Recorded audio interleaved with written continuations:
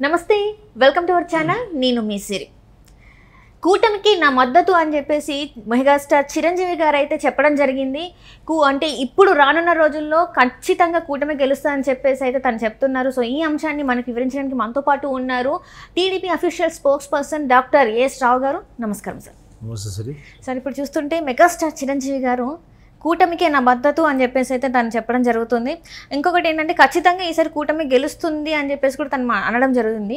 So దీన్ని అసలు ఇది అసలు ఎలాంటి పరిణామం అనుకోవాలి? చూడండి సిరి, ఆంధ్రప్రదేశ్ రాష్ట్రంలో గత 5 సంవత్సరాల నుంచి జరుగుతున్నటువంటి రాక్షస పరిపాలన అన్ని రంగాలలో అభివృద్ధి కుంటుపడిపోయింది. ఇది అందరూ చూస్తున్నారు. అవును సార్. ఇప్పుడు సినిమా రంగం అనేది ఇక్కడ హైదరాబాద్ నుంచి విశాఖపట్నం తరలిస్తామని చెప్పేసి కొంచెం వాళ్ళు ఆంధ్రాకి సంబంధించిన 2 విభజిస్తామని 2 రాష్ట్రాలు తెలుగు రాష్ట్రాలు విడిపోయిన తర్వాత ఆంధ్ర భిక్షలకు సంబంధించినటువంటి విశాఖపట్నానికి మన రామనాయుడు గారు కూడా కొంచెం కృషి చేశారు. అక్కడ ఫిలిం ఇండస్ట్రీ ఏర్పాటు చేస్తాం, అదే కాకుండా తెలుగు ఫిలిం ఇండస్ట్రీకి రాయితీలు ఇస్తాము, ఇంకొకటి ఏంటంటే ట్యాక్స్ ఫ్రీ వాళ్ళకి షూటింగ్ చేసుకోవడానికి అనేకమైనటువంటి ప్రదేశాలు ఉన్నాయి, దాన్ని ఎలాబరేట్ చేయాలి, దాన్ని ఎత్తి చూపించాలని చెప్పేసి ప్రజలకు చూపించాలని చెప్పేసి అక్కడ షూటింగ్లు జరగాలని చెప్పేసి సినిమాటోగ్రఫీ ఇండస్ట్రీకి చంద్రబాబు నాయుడు గారు చాలా సపోర్ట్ ఇచ్చారు. కానీ ఈ 5 సంవత్సరాల నుంచి ఈ మూర్ఖుడు వచ్చి నుంచి అసలు సినిమాటోగ్రఫీకి సంబంధించినటువంటి ఏ విషయాన్ని కానీ ఇప్పటిదాకా ప్రస్తావన లేదు. సినిమాటోగ్రఫీ డెవలప్మెంట్ అనేది అసలు ఏది లేదు. సినిమాటోగ్రఫీ అయితే దేవుడు కానీ అసలు ఏ శాఖలో డెవలప్మెంట్ ఉన్నది? కేవలం దోసుకోవడం, దాచుకోవడం, హత్యలు చేయడం, దాడులు చేయడం తప్ప అక్కడ జరిగింది ఏం లేదు. ఇవన్నీ చూసి కడుపుకు తింటాడు, అన్నం తింటాడు ఎవడైనా కానీ ఆలోచిస్తాడు. అరే ఆ రాష్ట్రాన్ని మొత్తం సర్వనాశనం పట్టిస్తుండ్రు, ప్రజాస్వామ్యం ప్రజాస్వామ్యం అక్కడ నెలకొల్పాలి, ఖచ్చితంగా ఒక డెమోక్రటిక్ సిస్టమ్ అనేది అక్కడ ఉండాలని చెప్పేసి అలాంటిది ఆ సిస్టానికి ప్రజాస్వామికబద్ధంగా పనిచేసే ఒక నాయకులకి సపోర్ట్ ఇస్తారు ఎవరైనా కానీ, పార్టీ మీద ఇష్టం ఉన్నా ఇష్టం లేకున్నా. ఇక చిరంజీవి గారి విషయానికి వస్తే ఈయన ఒక అభ్యర్థికి సీఎం రమేష్ గారికి పక్కన కూర్చొని సీఎం రమేష్ గారు ఏమంటే ప్రెస్ మీట్ పెట్టారు. ఆయన ఒక వీడియో లీక్ చేశారు.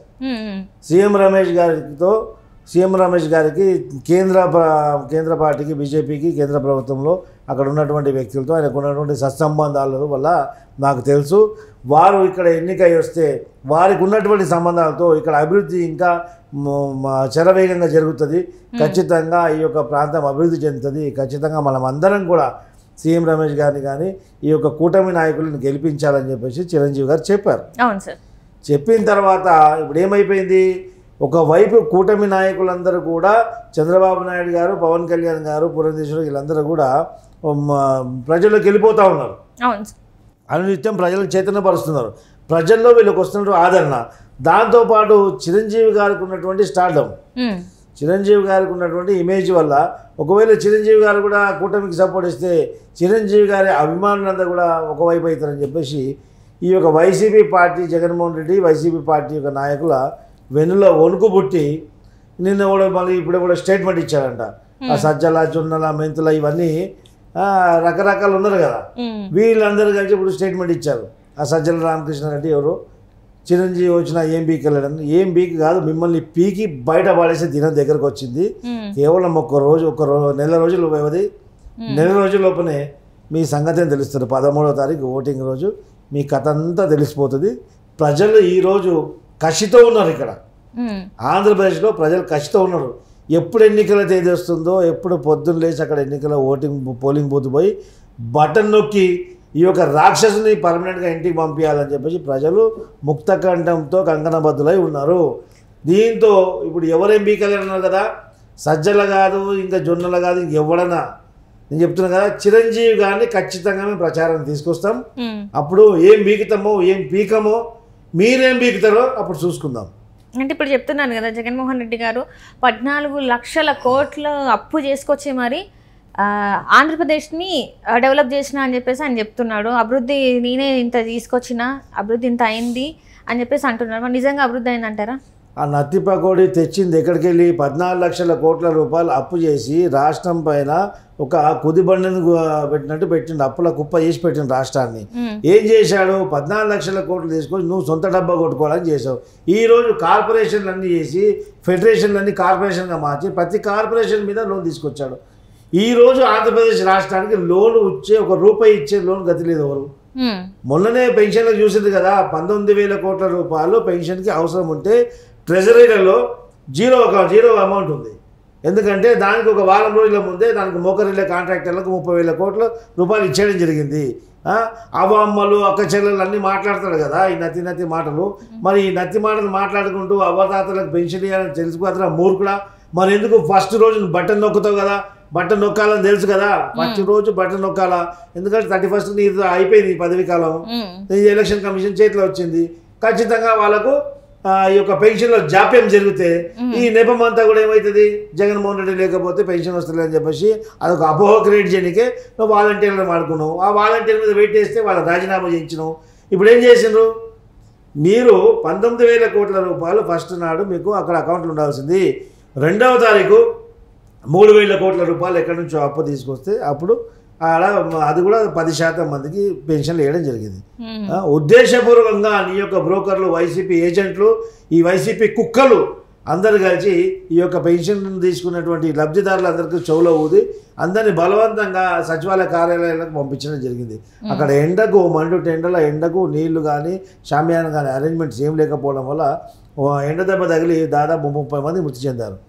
ఇలాంటి శవరాజకీయాలు చేస్తున్న నువ్వు ఇంకా నిన్ను ఏ ఒక్క నాయకుడైనా, ఏ ఒక్క సినిమా యాక్టర్ అయినా కానీ, ఎవరైనా కానీ, సమాజ స్పృహ ఉన్నటువంటి ఎవరైనా కానీ నిన్ను ప్రోత్సహిస్తాడా, నిన్ను సపోర్ట్ చేస్తాడా?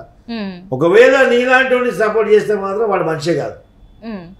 అంటే ఇప్పుడు కూటమికి మెగాస్టార్ చిరంజీవి స్టార్డమ్ ఆయన క్యాంపెయినర్గా వస్తే, మరి వైసీపీకి ఇంతవరకు ఎట్లాంటి స్టార్ క్యాంపెయినర్స్ అంటే సినిమా ఇండస్ట్రీ నుంచి సినిమా గ్లామర్ అనేది క్యాంపెయినర్గా అసలు ఎవరు లేరు. మరి వాళ్ళ పరిస్థితి ఏంటంటారు? మర్చిపోయారు ఏంటండి, ఎందుకు లేరు? ఈ కూటమికి చంద్రబాబు గారు, పవన్ కళ్యాణ్ గారు వారే ఒక స్టార్లు. పూరంధేశ్వరి గారు వస్తున్నారు, వెల్ నోన్ పర్సన్.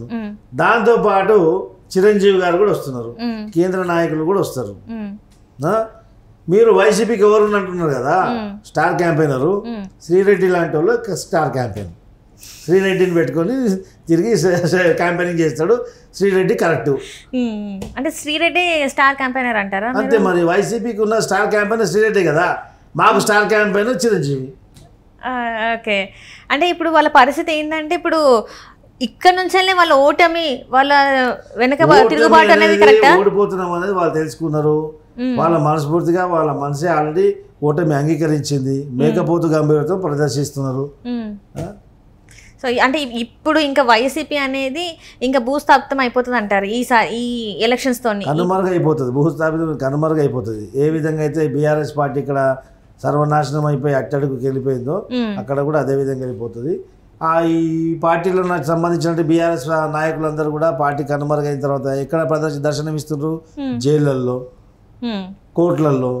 ఇదే వైసీపీ నాయకులు కూడా జైళ్ళల్లో, కోర్టులలో, లేకుంటే కొందరు ప్రజాగ్రహానికి గురై సామూహికంగా రోడ్లపైన తొక్కి చంపేయడం జరుగుతుంది. ప్రజలే అంత అక్కస్తోడు ఉన్నారు ప్రజలు. ఎందుకంటే ఇలాంటి వ్యాఖ్యలు చేయొద్దు, అయినప్పటికీ కూడా ప్రజలలో ఉన్నటువంటి ఆక్రోశం గురించి నేను చెప్తున్నాను.